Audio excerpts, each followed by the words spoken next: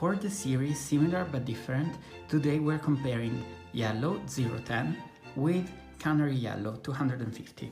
The light fastness is the same, excellent, 3 stars.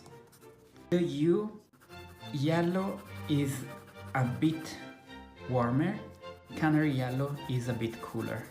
There is also another interesting thing in my opinion, which is a bit the transparency. Here I put a layer of pink and then yellow on top, and here Canary Yellow. And in my opinion, Canary Yellow is more transparent. And then we activate them with water.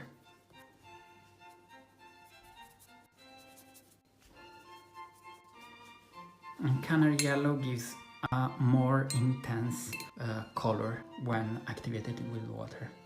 That's all. Stay tuned for the next episode.